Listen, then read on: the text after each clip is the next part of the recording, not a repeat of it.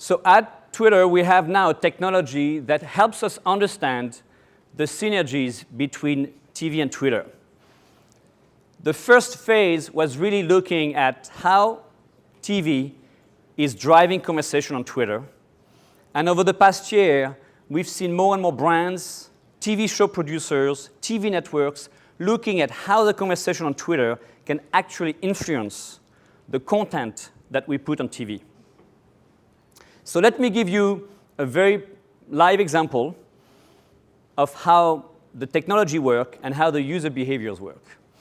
Let's take an example of The Walking Dead, which was shown on March 3rd, 2013. So all those little gray people are people watching the show. And at some point, I'm not a Walking Dead fan, so I don't know exactly where the plot is, but at some point, this guy, Rick, is about to shoot someone. And someone, Searle71, tweets at that point, please, just shoot him, Rick. So let's see what's happened to that tweet. What we're going to see, the show is airing from 9 to 10 p.m.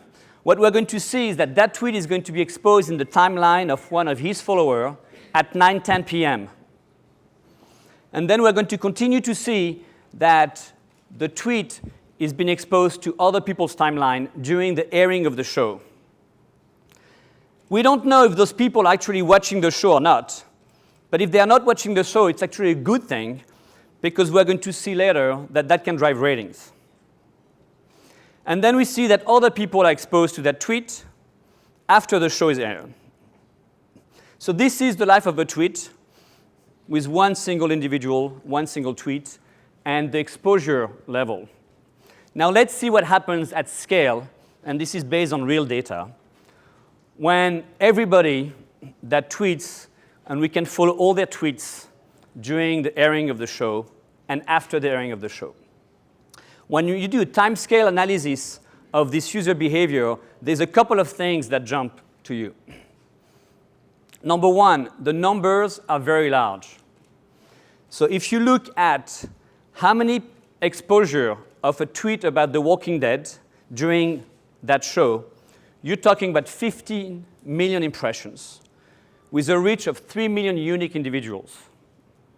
And the second thing that is very interesting is that the vast majority, 70 to 80% depending on the show, of those impressions are happening during the live airing of the show, reinforcing what everybody is saying, that Twitter is truly the live media of our time.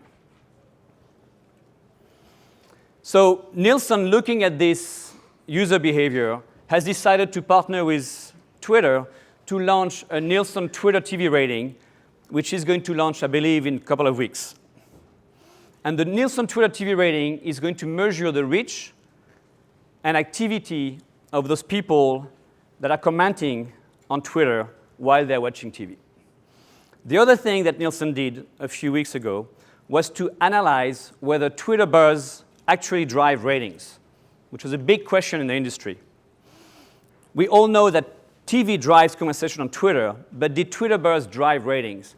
And the conclusion that they came up with a few weeks ago was that Nielsen indeed, that Twitter indeed drives live ratings for 29% of the shows that they have analyzed, which is an amazing finding.